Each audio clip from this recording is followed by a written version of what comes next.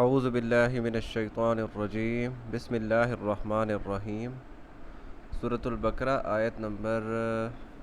46 تک ہو چکی تھی۔ اس میں یہی بات بیان کی جا رہی ہے۔ اصل میں یہ نا ان کا بنی اسرائیل کا ذکر ہو چکا ہے۔ بنی اسرائیل سورہ بقرہ میں زیادہ تر بنی اسرائیل کا، یہودیوں کا ذکر ہے، ان کے کیے جانے والے گناہوں کا، کہ ان کے کیا کیا قصور تھے، کیا کیا وہ ڈنڈیاں مارتے تھے، اور اللہ تعالیٰ نے ان پر کیا احسانات کیے تھے۔ یہ مطلب اللہ تعالیٰ کی محبوب قوم تھی، لیکن اپنے آپ کو گناہوں سے بار بار گناہ کر کر کے، بار بار نافرمانی کر کر کے انہوں نے اپنے آپ کو مطلب اللہ کی ہدایت سے ہی دور کر لیا، کہ اللہ تعالیٰ نے امت ہی تبدیل کرنے کا وہ کیا، کہ امت ہی تبدیل کر دی جو آگے ہدایت کا کام پہنچائے گی۔ یعنی یہ اب میں ابھی بتاتا ہوں آپ کو۔ یا بنی اسرائیل، اے بنی اسرائیل، اذکرو یاد کرو، نعمتی میری نعمت کو، التی وہ جو، انعمتو میں نے انعام کی، انعمتا تو نے انعام کی، انعمتو میں نے انعام کی، انعمتو جو میں نے انعام کی، علیکم تم پر، وانی اور یہ کہ میں نے، ان کا مطلب ہوتا ہے کہ، کاف ہے کہ، ان اور یہ انی اصل میں تھا نی، ان کا مطلب کہ اور نی کا مطلب میں، وانی اور میں نے، فضلتکم تمہیں فضیلت دی۔ یہ بھی فضلتو ہے، ضربتو انعمتو کی طرح، میں نے فضلتکم میں نے تمہیں فضیلت دی، علی العالمین تمام جہانوں پر۔ اب یہ جو بات اللہ تعالیٰ فرما رہے ہیں نا کہ تمہیں تمام جہانوں پر فضیلت دی، وہ یہی مطلب ہے کہ بھی تمہیں لوگوں کی ہدایت کا ذریعہ بنایا تھا، تمہیں انبیاء، تمہاری قوم میں سے انبیاء بھیجے تھے، تمہیں اپنی کتاب دی تھی، تورات انجیل، اور تمہیں یہ ذمہ داری دی تھی کہ تم آگے لوگوں تک پہنچاؤ، تو یہ فضیلت دی تھی۔ ہماری تو امت محمدی میں ایک ہی نبی آپ صلی اللہ علیہ وسلم ہی آئے ہیں، ان کی امت میں تو بہت سارے انبیاء آئے تھے نا، زیادہ تر انبیاء آئے ہی بنی اسرائیل میں ہیں۔ تو واتقو ڈرو، تقوی کا مطلب ہوتا ہے ڈرنا کسی چیز سے، واتقو ڈرو، یومن اس دن سے، لا تجزی نہیں بدلہ دے گا، جزا کا مطلب ہوتا ہے بدلہ دینا، لا تجزی نہیں بدلہ دے گا، تجزی اصل میں تھا ضربا ضربا ضربو ضربت، سری یہ تو وہ ہے،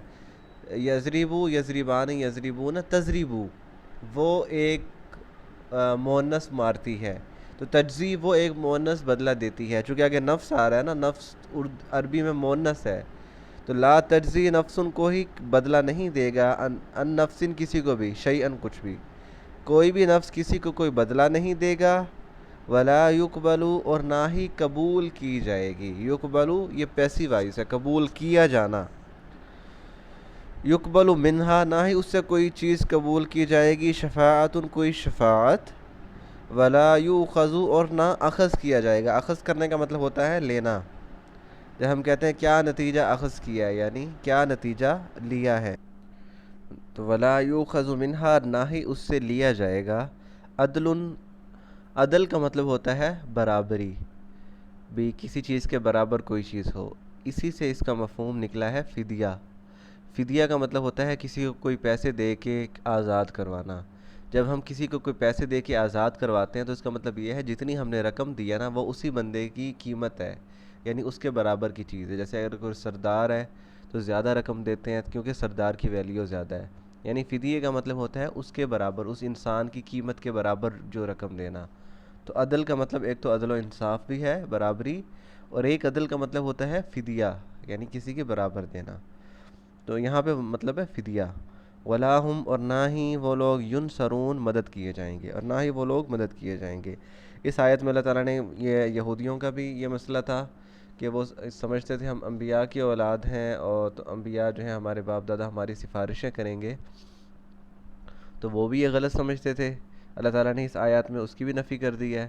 اور ہمارے بھی بہت ساری کنسیپٹ ایسے ہیں جس میں ہم سمجھتے ہیں کہ مطلب ہمارے مسلمانوں میں بھی بہت سارے گروہ ایسے ہیں جو سمجھتے ہیں کہ ہماری فلاں بزرگ سفارش کر دیں گے، یہ وہ۔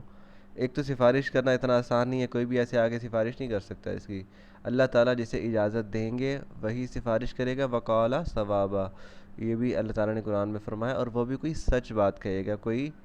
کیا کہتے ہیں عدل کی بات کرے گا، یعنی جس بندے کی شفاعت بنتی ہے، جس کے اعمال نامے میں نیکیاں ہیں، اور بس تھوڑا تھوڑا سا مسئلہ چل رہا ہے اس کا، تو اس کی شفاعت کی جائے گی. یہ تو تھا باقی آیات سے پتہ چلتا ہے، لیکن اس آیات میں یہودیوں کی تو مکمل نفی کر دی نا، کہ ڈرو اس دن سے جس دن کوئی نفس کسی کو کوئی بدلہ نہیں دے گا، نہ ہی اس دن کسی کی شفاعت قبول کی جائے گی، اور نہ ہی کوئی فدیہ لیا جائے گا، اور نہ ہی ان کی مدد کی جائے گی. آیت نمبر 48. کل انشاءاللہ آگے بڑھیں گے. وما علینا الا البلاغ المبین.